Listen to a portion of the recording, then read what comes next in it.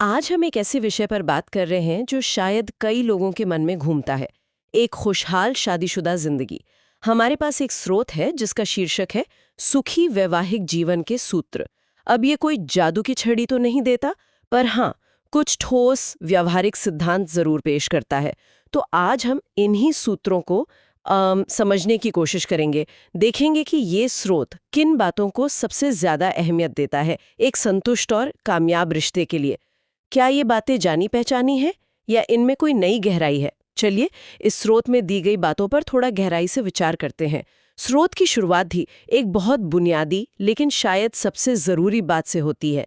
यह कहता है कि शादी सिर्फ साथ रहना नहीं, बल्कि ये जिम्मेदारी और भरोसे का नाम है।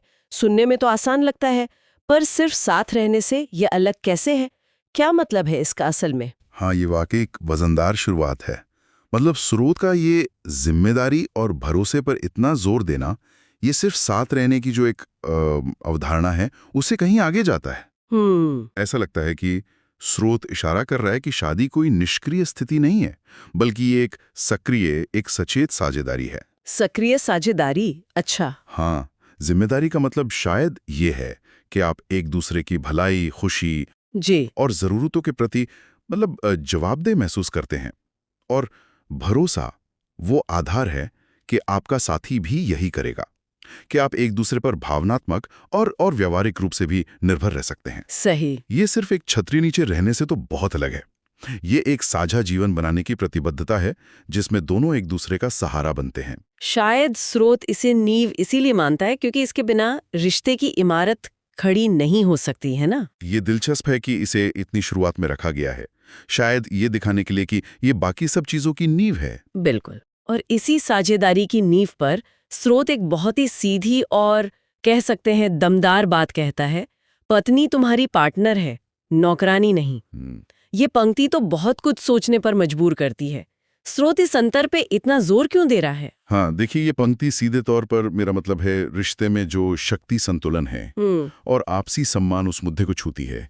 ये उस पारंपरिक सोच को चुनौती देती है, जहां कई बार जाने अनजाने एक साथी की भूमिका को मुख्य रूप से घरेलू कामों या ये दूसरे की सेवा तक, बिल्कुल सेवा तक सीमित कर दिया जाता है। स्रोत का ये पार्टनर शब्द इस्तेमाल करना ये स्थापित करता है कि रिश्ते में दोनों व्यक्तियों का दर्जा, उनका योगदान और महत्व बराबर हैं। अच्छा। भले ही उनकी भूमिकाएं या जिम्मेदारियां अलग अलग हों। ये सिर्फ काम बांटने का सवाल नहीं है, ये मानसिकता का सवाल है। मानसिकता का? हाँ, कि क्या आप अपने जीवन साथी को एक बराबर का साथी, एक सहयोगी मानते हैं जिसके अपने सपने हैं, विचार हैं, जरूरतें हैं, या उन्हें किसी सहायक भूमिका में देखते हैं?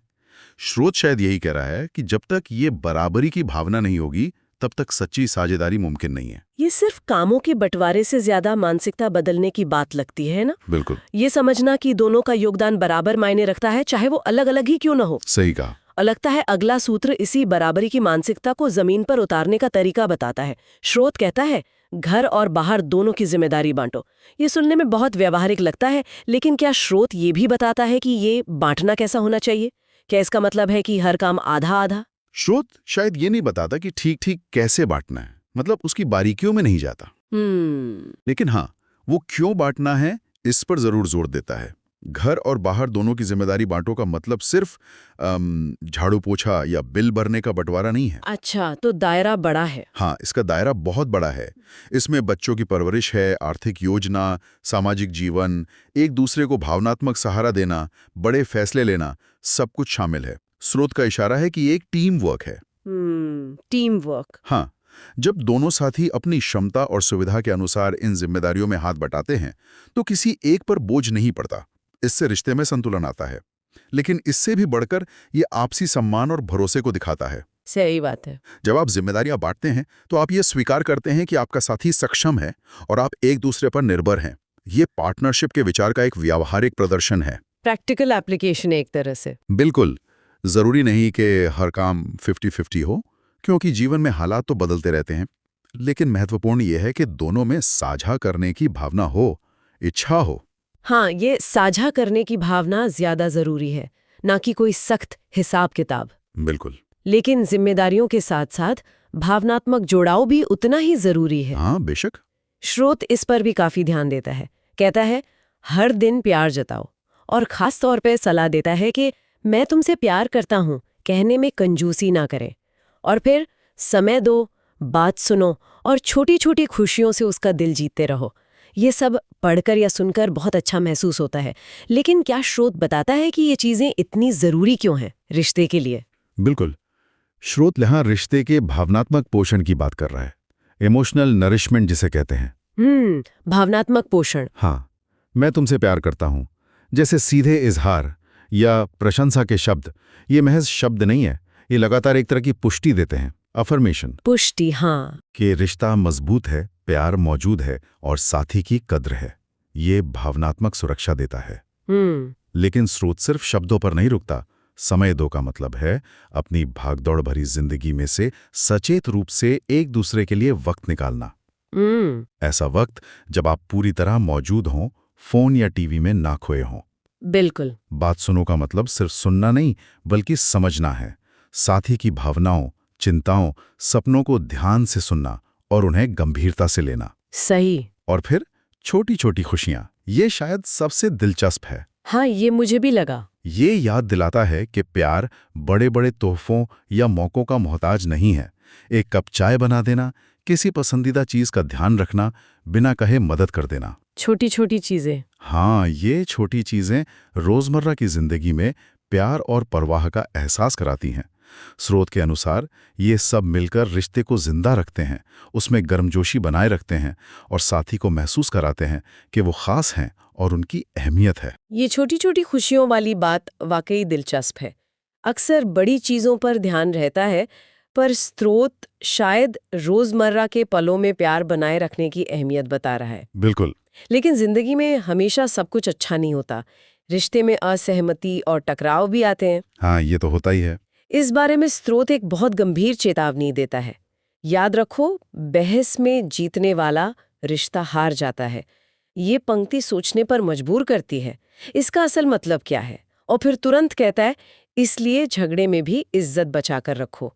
इन दोनों बातों का क्या रिश्ता है? ये स्रोत की शायद सबसे गहरी अंतर्दृष्टियों में से एक हो सकती है। बहस में जीतने वाला रिश्ता हार जाता है। इसका मतलब ये नहीं कि अपनी बात रखना गलत है। अच्छा। इसका मतलब है कि जब बहस का मकसद सिर्फ अपनी बात मनवाना हो जाए, दूसरे को गलत साबित करना या बस जीतना बन जाता है, तो आप अनजाने में रिश्ते को नुकसान पहुंचा रहे होते हैं। ऐसी जीत अक्सर कड़वाहट, दूरी और मनमुटाव छोड़ जाती है। हाँ, ये तो है। आप शायद बहस जीत जाएं, लेकिन साथी का दिल या भरोसा हार सकते हैं। सही। इसलिए स्रोत तुरंत जोड़ता है, झगड़े में भी इज्जत बचाकर रखो। ये उस कैसे का जवाब है कि असहमति को कैसे संभाला जाए। अच्छा, ये तरीका है। हाँ, इज्जत या सम्मान का मतलब है कि आप कितने भी गुस्से में हों या असहमत हों, आप व्यक्तिगत हमले नहीं करेंगे, अपमानजनक भाषा का प्रयोग नहीं करेंगे, बिल्कुल। साथी को नीचा नहीं दिखाएंगे या पुरानी बातें नहीं उछालेंगे। आप मुद्दे पर बात करेंगे, व्यक्ति पर नहीं। मुद्दे पर, व्यक्ति पर नहीं। स्रोत का नजरिया ये लगता है कि आपसी सम्मान वो सुरक्षा कवच है जो टकराव के बुरे असर से रिश्ते को बचाता है। अगर झगड़े में इज्जत ही नहीं बची, तो फिर प्यार और भरोसा भी धीरे धीरे खत्म हो जाएंगे। बात तो सही है। तो असहमति तो स्वाभाविक है, पर उसे व्यक्त करने का तरीका रिश्ते का भविष्य तय कर सकता है। तो मतलब ये है कि असहमति तो ठीक है, पर उसे व्यक्त करने का तरीका वही रिश्ते को बनाया बिगाड़ सकता है। ये जीतने हारने की मानसिकता से बाहर निकलने की बात है। हाँ, बिल्कुल। और शायद यही सम्मान उस तिकड़ी का हिस्सा है जिसे स्रोत